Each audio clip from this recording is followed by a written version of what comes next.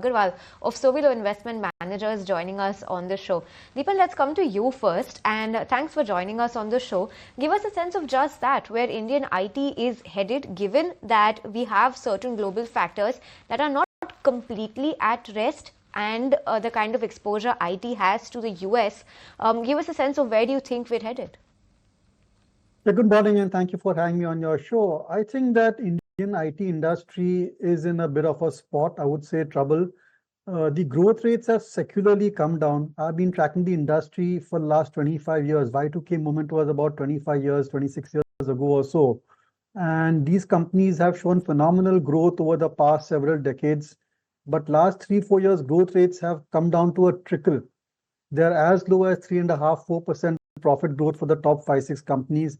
And there are many reasons we can go into it for that. But from an investor's perspective, when we are reviewing a sector or a company, we want a minimum 15% type of top line growth rate on a consistent basis over 3, 5 year period. Only then can we get decent returns and have some sort of a wealth building process. And that doesn't seem to be happening in any of the traditional software services companies, with the exclusion of maybe a Persistent Systems or a Coforge. By and large, the large cap software service companies, the mid cap software service companies, they are in like a secular slow growth mode, and that's big problems for investors in those companies. We are looking at AI becoming more center stage. We are looking at more and more tech into everyone's life. The morning we get up to the time we close, it's only a tech environment which we are living in. So as a user, the tech usage is going higher, but as a relevance, Indian IT companies are losing their importance. So who will be the beneficiary in India, and what should Indian investors look at? Because if AI and tech enablement is the basic theme, then how can one really maximize from it, Dipan? Yeah, that's a $1 billion question, Nikunj, that who are the winners? And there is no doubt that India has a lot of tech talent, and our companies, startups, the industry is investing heavily into training for AI. But I don't know, in the listed space, very few companies come to mind which are right in that center. But there's another trend, Nikunj, that we should talk about, is that gradually what is happening is that there was a time when a lot of the enterprises would develop their own systems, means either they make it themselves or get it made by Indian software services companies. So there was application development and application maintenance, and the IP for these applications was with the enterprise. Now the entire thinking has changed, and almost company after company wants to go on the cloud, wants to use a platform or a product. They want to reduce the cost in investing in technology, and there are so many technological disruptions taking place, so they want to avoid those risks as well. So I think the companies which focus on platforms and products, they will be the winners. And right now, I think in the Indian ecosystem, only 2 companies come to mind, maybe 2 or 3. One, of course, is New Gen Technologies, which is more of a platform product company. Then there's Orion Pro also, which is more of a platform product company. And then there are certain very specialized players like a Sagility or the other company, so there are certain specialized players which focus on specific verticals which may do well. But I think it's very difficult to find good plays within the technology space listed in India. Sandip, that same question is for you as well, which is that tech is going to be more mainstay for everyone's life. But in India, hardly any tech stocks are available which you can really benefit from. What are your thoughts on this point? Yeah, hi, good morning, Nikunj, and thanks for having me on the show. So, I would share my similar views like Dipan. I would add some more data and way of looking at it.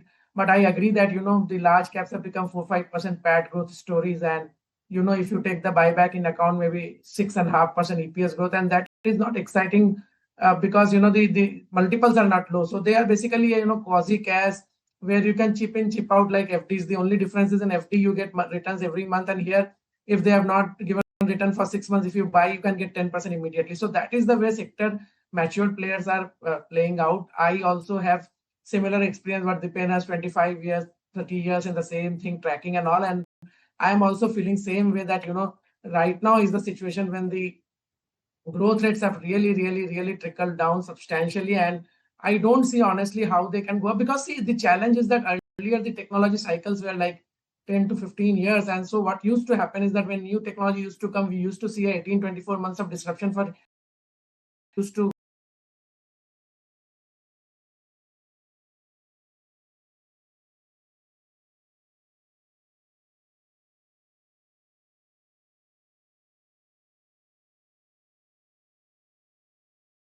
that the mid and the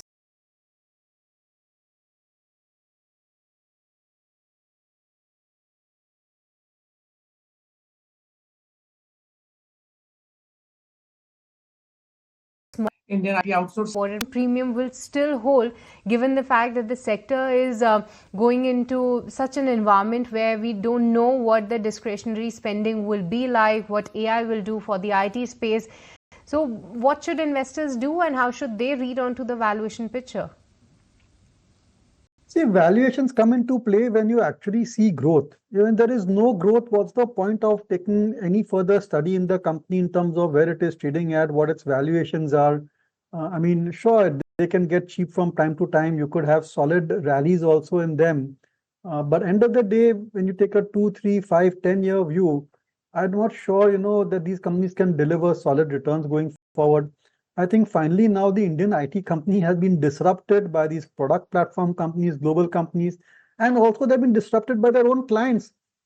Their own Fortune 500 clients are coming into India. They are the biggest, I would say, source of employment. They are setting up their own global capability centers. They're investing heavily in front office, back office, top level innovation teams are coming into India.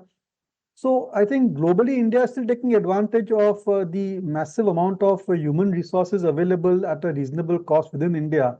It's just that it's not flowing through the software services companies. So I think that these companies are truly in a big spot. And I see no scenario where they can go back to that even double-digit 12, 13% type of growth rate. And the unfortunate part is that, as I read from Accenture's management commentary, that even a 7-8% growth year on year is a good quarter for them.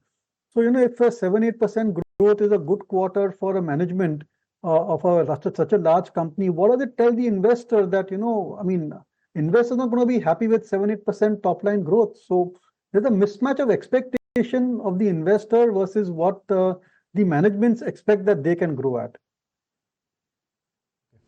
Sandip, what about, so if I look at new tech, if I may use the word new tech, there is this entire digital brigade, Policy Bazaar, or for that matter, Zomato or Swiggy. That's new, or maybe even Paytm. Then you have niche product companies, whether it is rate gain, or there are a lot of these niche companies which essentially are in the business of SaaS or which are in the business of providing software services. Where would you pick your spots in this entire niche IT space? Which are some of the unique companies like Affle, which are small today, are relevant, but can really become giant in 5 years? Is that question to me? Oh, sorry. I will. When Dipan speaks, nobody else can talk. So both of us have to put finger on our lips, right? Dipan bhai. No, I think, Nikunj, you've taken the discussion on this topic in the right direction. And there are these whole host of B2C tech platforms. And that's where I think a lot of Indian investors are focusing on. Right now, we are classifying them as consumption players or as fintech players or as ad tech or, for that matter, travel tech. But these are the real technology companies in India that investors should focus on. And there are some great stories over there, particularly with usual disclosure. Again, we are talking stocks. So with usual disclosure, our views are biased. Companies like RateGain Technologies, Affle India, then there's Zaggle Prepaid, there's India Mart Intermesh. These sort of companies, I think they are the future. Of course, they are the larger ones like the Paytms and the Swiggies and the Zomatos. But these large platform companies, Policy Bazaar included over there, are still in a way bleeding. And eventually, when they get into profitability, we'll see what returns they can give. But there are the whole host of mid-cap platform companies, which I just named just now, which are generating solid profits and cash flow. And they have their ups and downs. But end of the day, I think they'll deliver very good returns over the next 3 to 5 years or so as they scale up the business model, which is easily scalable, and they take benefit of operating leverage. Right, but Sandip, same question to you. Your thoughts on the same, that yes, tech is leading, but in a different way, not just the traditional way, but it's the new age tech companies rather that are taking the lead. Which companies do you believe will become even bigger, or giants rather that are taking the lead? Which companies do you believe will become even bigger or giants in the next 5 years? So all the companies which you named, they are going to do well in the long term. But the only problem is we have a very high volatility, and whenever the risk quotient goes up, because these companies generally burn a lot of money, the stocks see a lot of volatility, and then the patience of investors goes out. Otherwise, as mentioned, the traditional IT software services, you cannot expect more than 4-5% growth in long term, and it doesn't make really a case to buy them. So I think the case is only in this new age technology. The problem is that we have a very, very high volatility at some point of time because of multiple reasons, and at those point of time people lose patience and these stocks crack like anything, and that is the reason many times long-term investors don't come in. So I broadly believe that the small size IT services traditional companies or mid-sized traditional IT companies can still deliver some return, because they will move up to as large cap, or in between 3 to 5 years we will get 1 6-month period when everyone will make money, because the new technology which has come, it will become process oriented, and there will be some good growth for 1 or 2 quarters, which can happen if this tariff issue gets settled in next 1 or 2 quarters. You can make some money, and then again it goes down. Sandeep, interesting take there. But Sandip and Dipan, with this, would like to thank you for taking the time out and discussing the IT space with us, and telling our viewers that what factors are at play when it comes to the IT sector. But with this, let's also tell you what's